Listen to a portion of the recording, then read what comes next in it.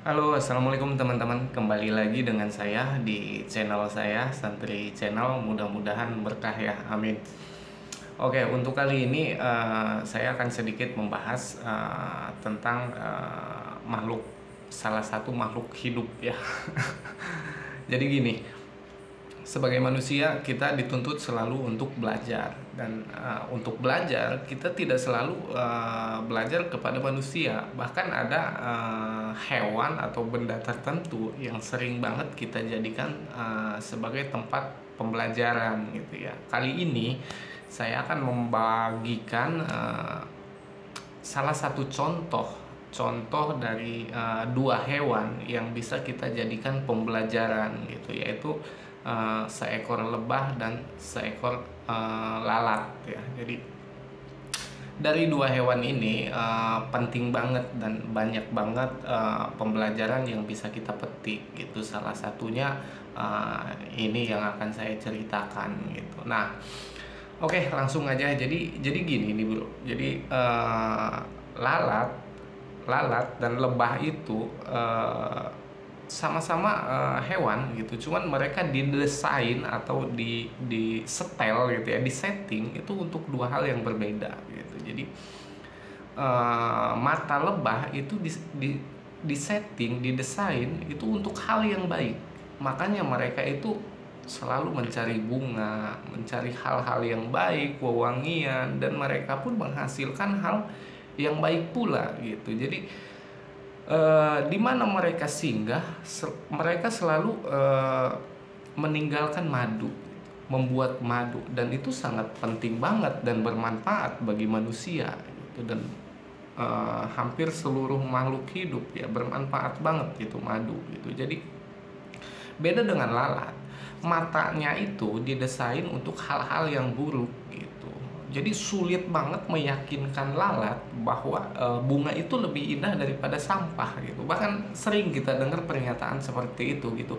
Sulit banget meyakinkan lalat bahwa bunga itu lebih indah daripada sampah, karena lalat itu matanya itu didesain untuk hal-hal yang tidak baik, hal-hal yang buruk gitu. Jadi mau segimana indahnya bunga, mau segimana indahnya apapun itu, dia tetap akan mencari hal-hal yang buruk, hal-hal yang bau, hal-hal yang kotor seperti sampah. Dia akan hinggapnya ke situ. Kenapa? Karena matanya didesain untuk itu gitu. Beda dengan lebah tadi gitu. Nah, kita kembali lagi ke dalam diri kita sendiri. Kita sebagai manusia di dalam kehidupan kita sering berinteraksi dengan orang-orang dengan level karakter yang berbeda-beda gitu. Jadi kalau mata kita seperti lebah, jadi segimanapun peliknya masalah, segimanapun kita bertemu dengan orang, itu akan hal baik yang kita dapat, solusi yang kita cari. Beda dengan mata lalat.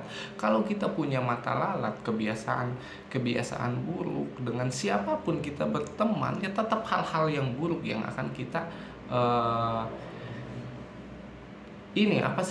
bagikan gitu. Karena lalat singgah dimanapun dia akan meninggalkan kuman ya, hal yang tidak baik untuk orang gitu, untuk manusia. Nah, kita jangan sampai seperti lalat itu. Jadi contoh, kalau manusia ya, kita punya pandangannya yang buruk aja gitu. Jadi walaupun kita ngobrol dengan orang, karena kita punya pandangannya yang buruk, kita selalu ngobrol dengan orang, kita sibuk mencari kesalahannya, bukan hal yang baiknya yang kita cari, tapi hal yang buruknya seperti lalat gitu. Hanya sukanya dengan sampah, beda dengan lebah. Tapi kalau kita seperti lebah, hal-hal yang baik yang kita dapat. Kenapa? Karena kita bicara dengan kebaikan, membicarakan hal yang baik, memandang hal yang baik, semuanya berpikir yang baik-baik dan menghasilkan hal yang baik pula nanti. Itu beda dengan lalat tadi kan, karena kita berpikiran buruk, pandangan kita pandangan buruk, telinga kita pendengaran yang buruk, jadi akan menghasilkan hal yang buruk pula gitu. Jadi nah itu tadi. Jadi sebagai manusia, kata saya tidak selalu dari manusia kita bisa dapat pembelajaran. Bahkan dari hewan atau benda sekalipun itu bisa kita jadikan sebagai tempat untuk pembelajaran. Oke, untuk kali ini kurang lebihnya saya mohon maaf. Wabillahi taufiq wal hidayah. Wassalamualaikum warahmatullahi wabarakatuh.